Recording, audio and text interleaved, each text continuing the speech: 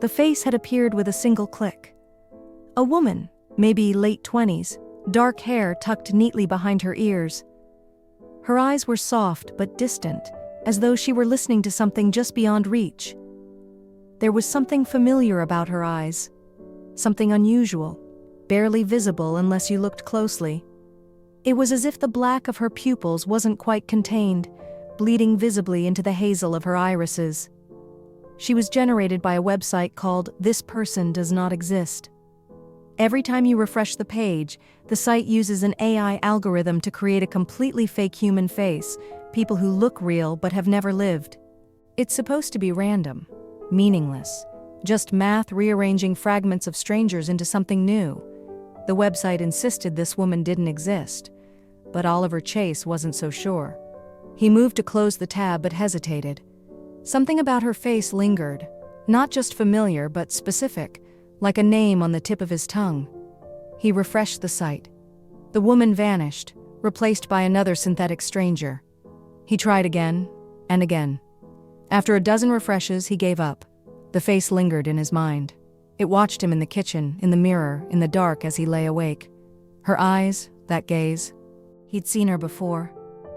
But where? The next morning, the answer came to him. Emma's drawings. Oliver hadn't opened his sister's sketchbooks in years.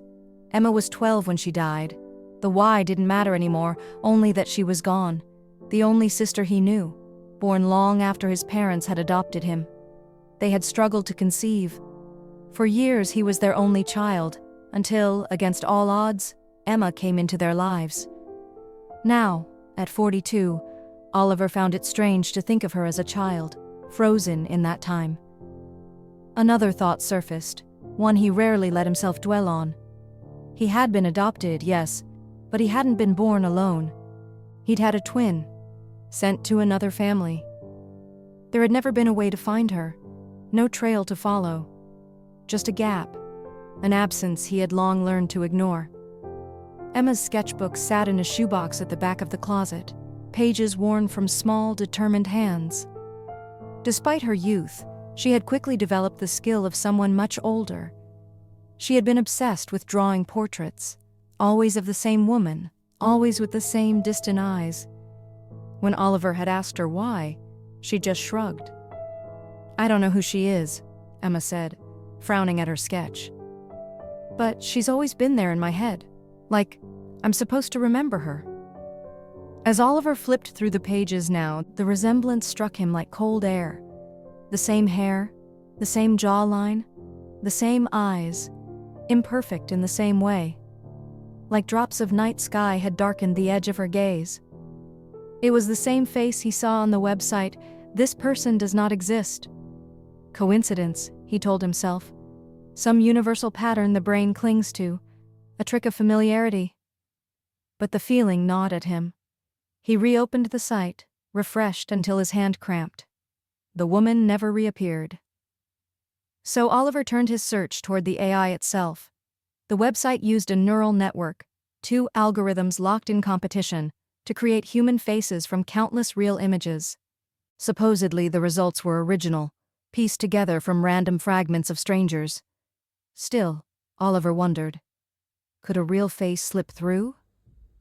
The question sent him down a rabbit hole. He scoured academic papers, tutorials, and blog posts, found old datasets commonly used to train facial recognition models, mugshots from the 1990s, public domain portraits, historical photo archives. He even ran reverse image searches of Emma's sketches. Night after night, the glow of the screen etched shadows into his face. Most searches led nowhere, until one didn't. It was an old newspaper article from 2004. The black and white photograph showed a woman standing beside an easel, paintbrush in hand. The caption read, "Local artist Rachel Holloway missing after a single car crash. Community mourns quiet talent lost too soon." The eyes. The face from Emma's sketches, and from the website. It was her. Oliver's pulse raced. He read the article 3 times, searching for some detail to break the illusion. Rachel Holloway, age 28, no surviving family, an artist who worked primarily in portraits, often sketching from imagination. His breath caught as his gaze fell to the bottom of the page. Alongside a selection of Rachel's artwork was a sketch, credited as one of her own. But Oliver knew better. The pencil strokes, the shading.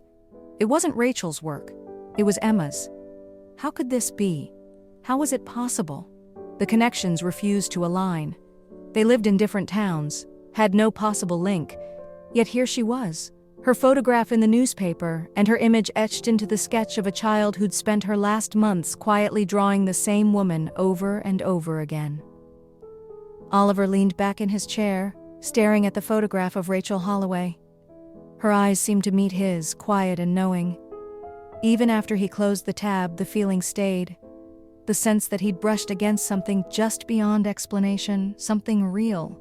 Maybe it was a coincidence, a statistical anomaly, a trick of memory, or maybe faces, even ones that aren't supposed to exist, have a way of finding their way back. He shut his laptop and stepped away, but as he reached for the light, he hesitated. He had the strange, nagging sense that if he refreshed the page just one more time, she would be there, waiting. The internet tells us these faces don't exist, that they're artifacts of code, random and meaningless. But faces carry stories even when we can't explain them. Maybe it's coincidence, maybe it's something else, but everyone leaves a mark. And sometimes, that mark finds its way through the noise.